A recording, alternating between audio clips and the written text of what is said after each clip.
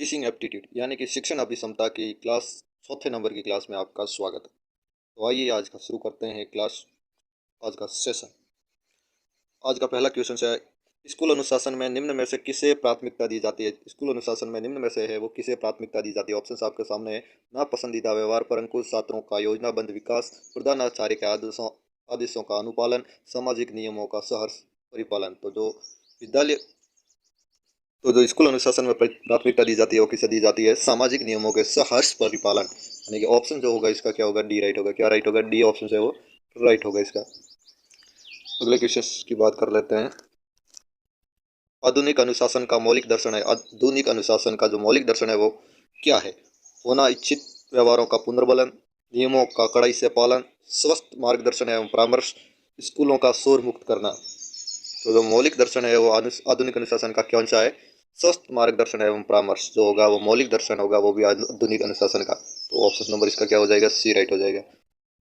अगले क्वेश्चन की ओर चलेंगे। शिक्षक के किस गुण को छात्र सबसे अधिक पसंद करते हैं। छात्र हैं वो शिक्षक के किस गुण को सर्वाधिक पसंद करते हैं। उसकी निष्पक्षता, उसका रोब, उसकी समय पर पाबंदी, उसकी अनुशासन प्रियता। तो जो अधिक पसंद करेंगे वो किसे करेंगे, उसकी निष्पक्षता, यानी कि सभी छात्रों के प्रति उसका जो लगाव रहेगा उसे वो सर्वाधिक पसंद करेंगे। पक्षपात रहित जो शिक्षक होगा उसका व्यवहार को ज़्यादा पसंद किया जाएगा। यानी कि ऑप्शन होगा वो क्या होगा, इसका ए राइट हो जाएगा। क्या राइट हो जाएगा, ए राइट हो जाएगा। अगले क्वेश्चन की बात करेंगे। अनुशासन, माफ कीजिएगा, अध्यापक के रूप में आप छात्रों की निजी समस्याएं। अध्यापक के रूप में आप छात्रों की निजी समस्याएं कदापि नहीं सुनेंगे, सदैव सुनेंगे। सुनकर अध्यापक को बता देंगे तभी सुनेंगे जब कोई विशेष बात हो। यानी कि जो जब आप अध्यापक हैं और छात्रों की कोई समस्या है तो आप क्या उसकी समस्या नहीं सुनेंगे, सदैव सुनेंगे। सुनकर अध्यापक को बताएंगे या तभी सुनेंगे जब कोई विशेष हो। तो जो बच्चों की समस्या है वो शिक्षक क्या करेगा, सदैव सुनेगा। क्या करेगा, सदैव सुनेगा। तो ऑप्शन नंबर इसका क्या हो जाएगा, बी राइट हो जाएगा। नेक्स्ट क्वेश्चन की ओर चलेंगे। अगला क्वेश्चन है, अध्यापक बनने के बाद उसकी विचारानुसार हर अध्यापक के घर पर किस वस्तु का होना जरूरी है। विचारानुसार हर अध्यापक के घर किस वस्तु का होना अनिवार्य है। हर वस्तु का होना अनिवार्य, पुस्तकालय, सजा हुआ ड्राइविंग रूम, टेलीविजन। तो जो हर अध्यापक के रूप घर में होना जरूरी है वो क्या होगा। एक अध्यापक के रूप में आपके विचार तो पुस्तकालय होना जरूरी है, सजा हुआ ड्राइंग रूम भी होना चाहिए और टेलीविजन भी होना चाहिए। तो इसका ऑप्शन होगा वो क्या राइट हो जाएगा, डी राइट हो जाएगा। क्या राइट हो जाएगा, डी राइट हो जाएगा। अगला क्वेश्चन है, अध्यापक बनने के बाद आपके विचारानुसार हर अध्यापक के घर किस वस्तु का होना अनिवार्य। यानी कि एक अध्यापक के घर पर है किस वस्तु का होना अनिवार्य है।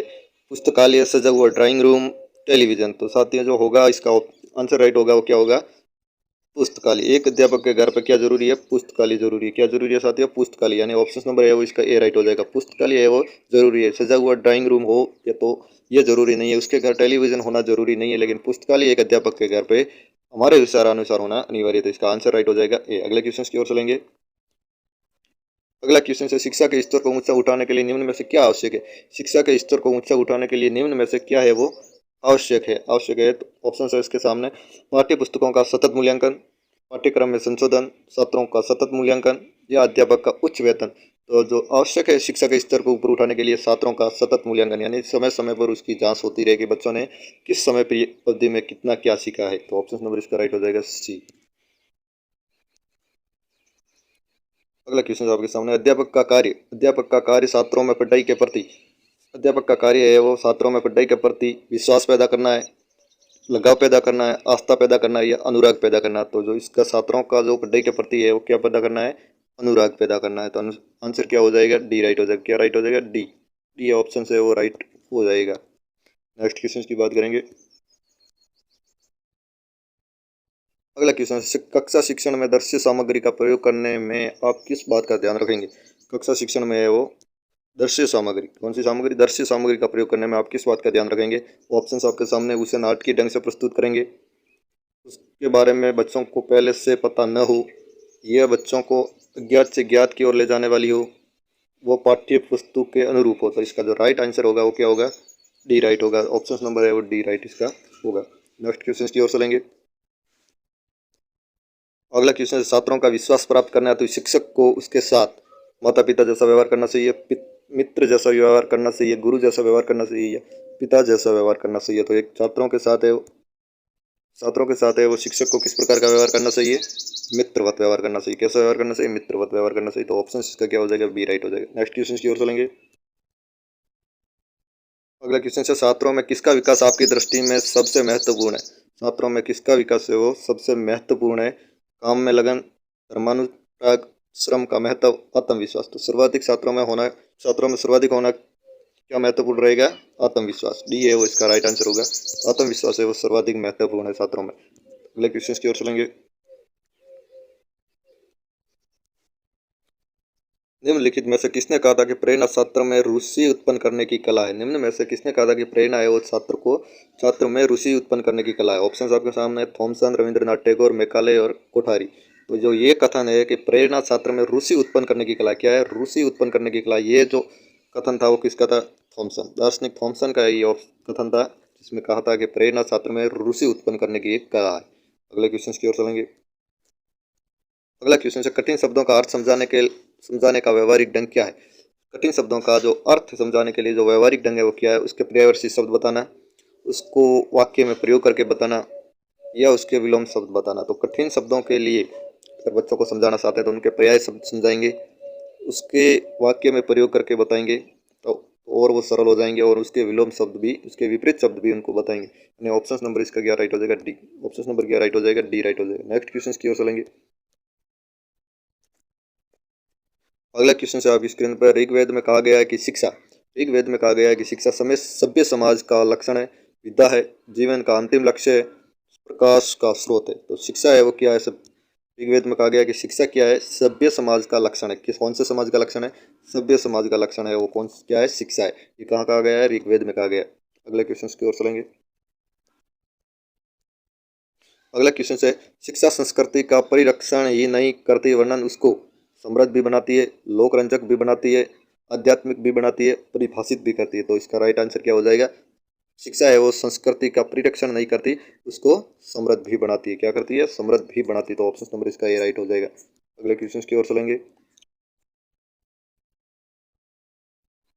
गांधी जी की शिक्षा, बेसिक शिक्षा का उद्देश्य क्या था? ज्ञान का सागर बनाना था, अहिंसा और सत्य का पाठ बढ़ाना था, समाज की आवश्यकताओं के अनुरूप ढालना था, सत्य का साक्षात्कार करना था। तो गांधी जी की जो बेसिक शिक्षा का जो कॉन्सेप्ट दिया उसका उद्देश्य था कि समाज की आवश्यकताओं के अनुरूप उसको ढाला जा सके। यानी कि ऑप्शन नंबर इसका क्या राइट हो जाएगा? सी राइट हो जाएगा। क्या राइट हो जाएगा? सी। अगले क्वेश्चन की ओर चलेंगे। अगला क्वेश्चन है, मनोविश्लेषण विचारधारा का प्रमुख प्रवर्तक किसे माना गया है? यानी कि मनोविश्लेषणवाद के जनक है वो किसे माना गया? इस प्रकार से प्रश्न है। मनोविश्लेषणवाद के जनक थे वो कौन थे? Sigmund Freud. कौन थे? Sigmund Freud. ऑप्शन नंबर इसका क्या राइट हो जाएगा? डी राइट हो जाएगा। मनोविश्लेषणवाद का जो विचारधारक है वो कौन थे? Sigmund Freud. अगले क्वेश्चन की ओर चलेंगे। अगला क्वेश्चन है, शिक्षण में भिन्न भिन्न शिक्षण विधि का प्रयोग करने से क्या होता है? अलग अलग शिक्षण विधियों का प्रयोग करने से, शिक्षण के दौरान अलग अलग शिक्षण विधियों का प्रयोग करने से क्या होता है? छात्रों का ध्यान केंद्रित रहता है, छात्रों को भली प्रकार से समझ आ जाता है, कक्षा की पढ़ाई रोचक बन जाती है। यानी कि जो ऑप्शन है वो छात्रों का ध्यान भी केंद्रित रहता है, छात्रों को भली प्रकार से समझ में भी आ जाता है और पढ़ाई भी रोचक हो जाती है। तो ऑप्शन नंबर इसका क्या राइट हो जाएगा? डी राइट हो जाएगा। नेक्स्ट क्वेश्चन की ओर चलेंगे। अगला क्वेश्चन है, शिक्षक को कक्षा शिक्षण के दौरान इस बात का पूरा ध्यान रखना चाहिए कि ऑप्शन आपके सामने, छात्र प्रशंसापूर्वक पढ़े, पाठ पढ़ाने का कार्य पीरियड के समय में पूरा हो जाए, पाठ के उद्देश्य पूर्ण हो, कोई छात्र इधर उधर ध्यान न दे। यानी कि एक शिक्षक को कक्षा शिक्षण के दौरान किस बात का ध्यान रखना चाहिए? यानी कि जो उसके उद्देश्य हैं, जो वो तय करके आता है पाठ योजना में कि आज इस प्रकार से ये पढ़ाकर इस पाठ को पूर्ण करवाना, तो उनके उद्देश्य होते हैं वो पूर्ण होने चाहिए। मुख्य बात इस बात का ध्यान रखना चाहिए, यानी कि पाठ के उद्देश्य है वो पूर्ण होने चाहिए। ऑप्शन नंबर इसका क्या राइट हो जाएगा? सी राइट हो जाएगा। नेक्स्ट क्वेश्चन की बात करेंगे। अगला क्वेश्चन है, कक्षा शिक्षण के दौरान आप छात्रों से कैसे प्रश्न पूछेंगे? कक्षा में शिक्षण के दौरान आप छात्रों को कैसे प्रश्न पूछेंगे? पहले पढ़ाए गए पाठ से संबंधित, उस पाठ से संबंधित जो उसे पढ़ाया जा रहा है, छात्र बालकों के पूर्ण ज्ञान से संबंधित, पूर्व ज्ञान से, यहाँ से सॉरी यहाँ पे पूर्व ज्ञान से संबंधित, उपरोक्त सभी। तो पहले पढ़ाए गए पाठ से संबंधित भी कुछ प्रश्न पूछेंगे, उस पाठ से संबंधित जो पढ़ाया जा रहा है, यानी कि उस पाठ जो पढ़ाने वाला है उस संबंध में, ताकि पता चले कि बच्चे इस विषय संबंधित कितना ज्ञान रखते हैं।